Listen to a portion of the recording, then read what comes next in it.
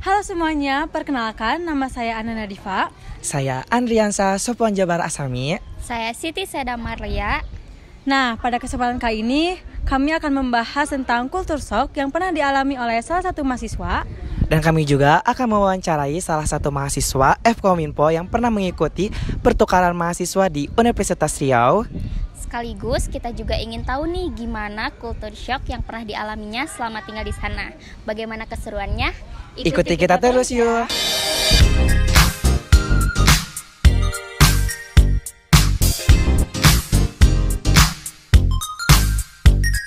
Nah, kali ini kita sudah bersama Repi yang mengikuti pertukaran mahasiswa. Boleh diperkenalkan dirinya? Halo teman-teman, perkenalkan nama saya Revi Muzakir Sandi. Saya salah satu mahasiswa Fkominfo Universitas Garut yang telah menyelesaikan program pertukaran mahasiswa merdeka di Universitas Islam Riau. Nah, di sana Repi berapa lama sih mengikuti pertukaran pelajar di sana? Untuk mengikuti program pertukaran mahasiswa ini, kita dikasih kesempatan untuk bisa belajar di salah satu universitas yang kita mau selama 1 semester. Nah, kebetulan waktu itu aku berangkat bulan September 2022 dan pulang pada bulan Januari 2023. Di sana kamu merasakan kultur shock gak sih setelah nyampe di Riau? Untuk culture shock tentu saya merasakan ya, salah satunya itu cuaca yang paling jelas itu ya. Karena kenapa, ketika saya sudah tiba di Bandara Sultan Syarif Kasim di Pekanbaru, ketika menginjakan kaki pertama itu, yang pertama culture shock itu cuacanya di sana panas ya, karena kan seperti yang telah kita ketahui bahwasannya Riau Pekanbaru ini merupakan salah satu kota yang menghasil minyak terbanyak di Indonesia.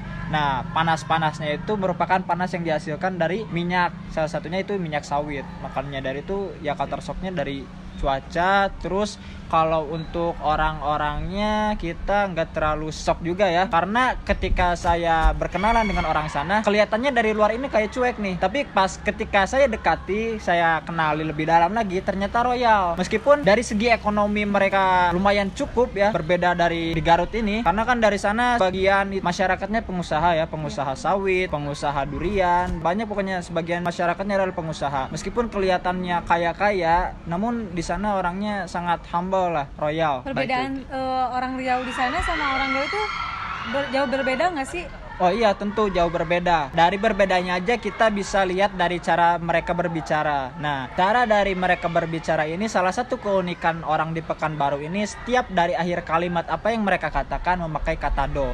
Salah satu contoh kalimatnya itu kayak gini nih, kemana do? Nah, itu bukan mau kemana do ya, tapi kemana do itu mempunyai arti yaitu mau kemana sih. Nah, kayak Gitu iya, penegasan do itu kayak sih gitu, kalau bahasa kita itu gitu.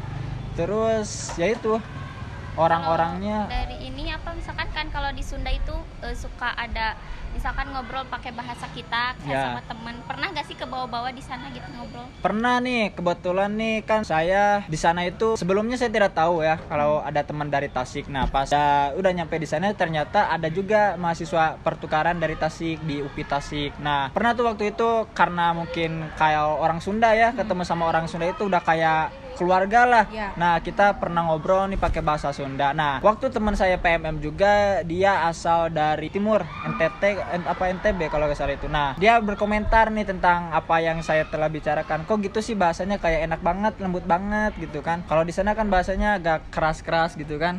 Agak bendayu-bendayunya itu keras-keras gitu kan, timur-timur gimana. Jadi kan nadanya itu agak ngebentak. Nah, iya kayak ngebentak, padahal gak gebentak Ya, gitu bukan cuma. artinya marah. Iya, Karena bukan kalau artinya Sunda tuh marah. lembut gak Iya, sih? lembut, Iya. lembut, enjoy Iya. gitu kan, enak didengarnya gitu. Jadi nada bahasa di sana itu kasar-kasar padahal bahasanya Iya. lemas Nah, gitu. iya gitu, lemes padahal. Cuman kan kalau orang Sunda kan hatinya lemah lembut Lembut. kan. Iya. Kalau Seperti di kayak omong kecapan di bek kasar gitu Iya. kan kayak langsung dimarahin Iya, kan. iya, Nah, iya. pernah tuh waktu itu aku juga waktu itu belanja di Indomaret tuh. Nah, di sana kan ada tukang parkir tuh. Nah, kita tuh di luar nungguin teman kita yang masih belanja di Indomaret. Nah, dia tanya, tapi tanyanya dengan nada bentak gitu. Iya. Otomatis aku kaget kan. Iya. Wah, ini orang kayaknya marah Marah nih. nih. Iya, marah. Iya. Padahal Padahal ini. enggak. Iya, ternyata Jadi salah ya. satu culture shock di Iya, sana culture shock kan? di sana Iya. juga dari intonasi gaya bicaranya itu gitu. Berbeda. Gitu, Oh, selain bahasa dari segi kuliner gitu apa? Pernah nggak sih Kalau kangen gitu masakan Sunda?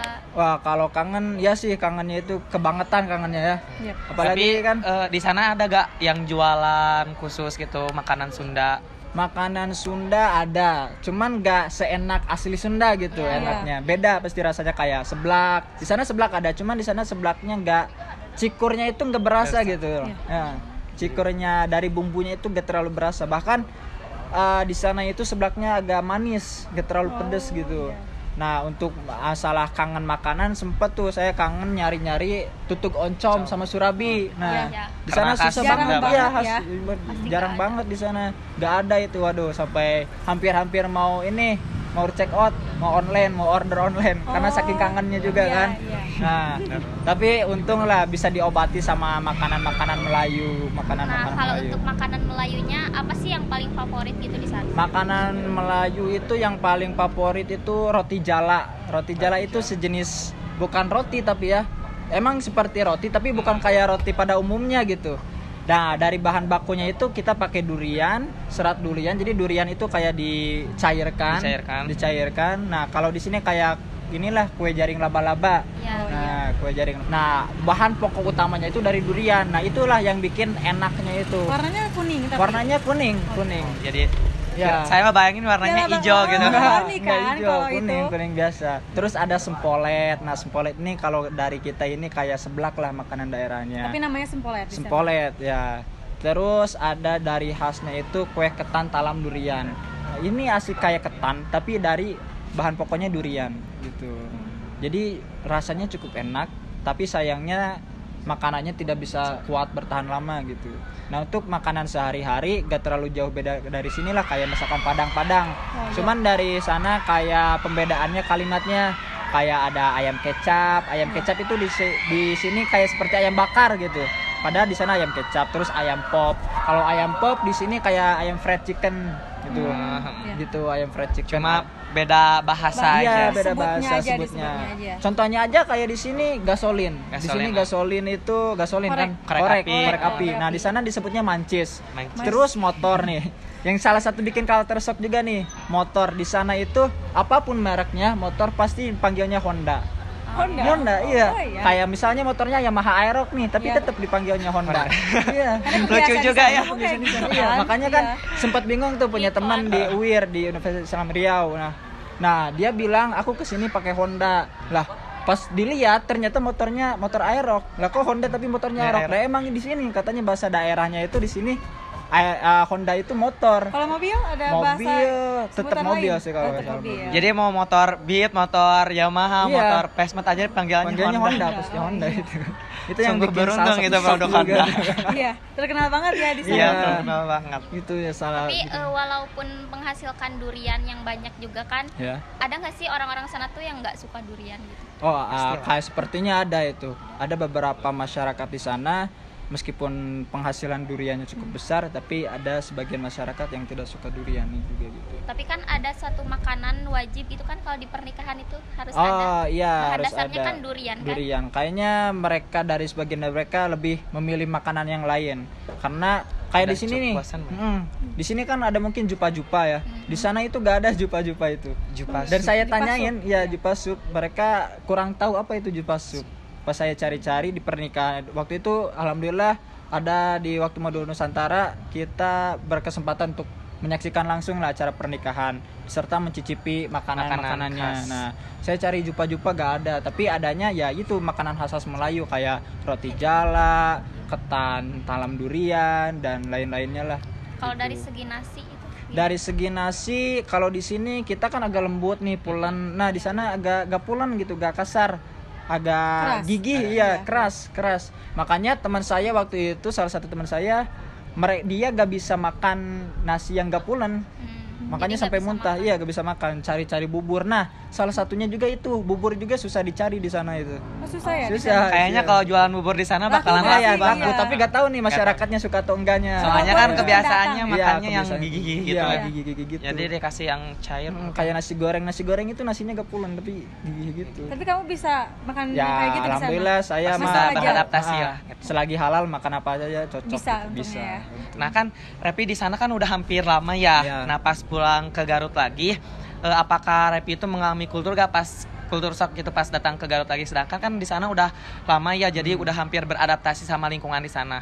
Untuk culture shocknya mungkin dari segi penglihatan tempat ya, seperti kayak ke kampus nih banyak kayak tempat penempatan yang baru-baru kayak gazebo ini. Sebelum aku berangkat ini belum ada ini tempat ini tuh, makanya pas datang sini wah kok ngerasa pangling gitu ya kan, kok ada yang ngerasa berbeda lagi. Karena kalau shock nggak terlalu shock banget kan, karena di sini masih punya temen juga kan dari dulu gitu. Tapi kalau kebiasaan kan di sana panas gerah banget nih, datang ke Garut itu jadi adem gitu. Bener adem banget pas di sana itu, bener-bener kangen lah sama suasana cuaca Garut itu. Pokoknya kalau di sana di Pekanbaru gak pakai AC udah itu mati aku. Jadi cuacanya beda banget ya. Iya, ngerasain kayak shock banget gitu ketika di Garut kita pengeluaran biasa habis segini, ketika di sana benar-benar bisa hemat apa lebih boros gitu. Untuk hemat itu tergantung diri masing-masing ya, tapi alhamdulillah ketika di Pekanbaru bisa hidup hemat ya. Karena kan di sisi lain dibantu sama biaya orang tua, dibantu juga biaya dari pemerintah gitu. Tapi lumayan lah jadi double. Lumayan jadi double gitu. Tapi lebih hemat di Garut atau di Riau? Di Riau sih. Di Riau ini relatif murah-murah lah. Makanan kita harga dari 10 sampai 20 ribu itu udah makan enak, udah sama daging ayam, udah minumannya udah kayak pakai jus, pakai pop es tuh, terus udah pakai sambal, lalap, udah enak lah. Nasi udah ambil sepuasnya. Jadi kalau dibanding harga dari Garut sini sama di Riau itu beda jauh. Beda jauh. Salah satu culture shock juga di sana untuk makanan dan minuman, ada di sana namanya teh goyang. Teh goyang. Apa tuh teh goyang? Teh goyang ini semacam teh, namun dikasih gula sedikit. Teh manis jadinya. Bukan teh manis, iya ada pahitnya. Teh manis beda lagi. Oh, beda lagi. Kalau kita mesen teh manis pasti bayar, tapi kalau kita minta teh goyang itu gratis. Oh, gitu. Jadi lumayan ya kalau lumayan. Tapi rasanya kan enggak terlalu manis banget kayak teh manis, kayak pahit-pahit manis gitulah, tapi jadi lebih murni si tehnya gitu. Iya, cukup menyegarkan lah untuk. Terus di sana juga bentuk es batu nih. Bentuk es batunya di sana bulat-bulat, enggak kotak-kotak kayak di kita. Itu pakai cetakan apa? Iya, kayak sepertinya kayak cetakan gitu. Jadi bulat-bulat. Iya. Gitu. Kalau di sini juga kan sekarang udah ada gitu, kalau di seperti minuman di tekun. Kayak es batu tekun yang gitu. Tengahnya bolong itu. Meskipun minumannya es teh, tapi esnya kayak gitu. Udah bagus ya. Ya, royal gitu ya. Berarti Kalau kegiatan itu setiap hari tuh full kegiatan gitu. Untuk kegiatan kita ini pada saat program pertukaran mahasiswa merdeka ini, karena di UIR ini kita kuliahnya sampai Jumat. Jadi Senin sampai Jumat kita mahasiswanya kuliah biasa. Nah, pada Sabtu Minggunya itu ada kegiatan namanya Modul Nusantara. Yang di Modul Nusantara ini kita terbagi lagi, ada refleksi, kebinekaan, dan inspirasi. Nah, yang paling menarik ini dari Modul Nusantara ini kebinekaan. Kenapa? Karena kebinekaan ini kita jalan-jalan ini semuanya dibiayai. Kita gak usah ngeluarin uang gratis, lah, gratis. Makan gratis, transportasi gratis. Paling kalau jajan, kalau jajan kita baru masing-masing. Nah, biasanya kebinekaan ini kita mengunjungi tempat-tempat sejarah, tempat-tempat wisata. Kayak kemarin tuh kita mengunjungi Candi Muara Takus, salah satu candi tertua di Indonesia. Terus Kerajaan Istana Siak, Sri Indrapura, yang mana Kerajaan Istana Siak ini merupakan salah satu tokoh kerajaan yang membangun Pekanbaru Riau ini, Melayu Riau ini. Nah, kan udah hampir 1 semester ya dari pertukaran mahasiswa. Nah, tapi itu setelah masuk lagi di Uniga, suka ngerasa kangen gak udah beberapa bulan itu nggak tertinggal dari masa lalu pertukaran mahasiswa di Riau gitu. Jadi kalau itu, kadang ngerasa gak kangen sama kegiatannya atau ke teman-temannya pengen kesana lagi gitu. Kalau itu benar-benar sih, kalau istilah anak zaman sekarang gamon lah, gamon ya. Dari bulan Januari sampai sekarang ini sebenarnya belum bisa move on lah dari PMM ini. Maka itu kalau ketika ngelihat HP kan suka kangen, jadi serasa hati di sana raga di sini. Iya, gitu. Benar tuh. Karena kan di sana itu kita sama sesama mahasiswa PMM ya, enak banget royal. Ya salah satu keuntungannya, dan ini sangat bersyukur banget nih bisa kenalan dari orang-orang dari Sabang sampai Merauke ya. Menjadi banyak teman. Nah, banyak teman. Jadi banyak pengalaman, kebudayaan, kita bisa bertukar cerita antara kebudayaan, antara bisa saling belajar bahasa daerah kan, bisa silaturahmi nih. Kalau misal keluar pulau kan enak, ada teman ya tinggal hubungi itu. Jadi perasaannya tuh kangen banget gitu ya. Kalau seakan-akan pengen lagi ke sana, kangen banget ke sana, tapi pengen sama orang yang sama. Gitu ya.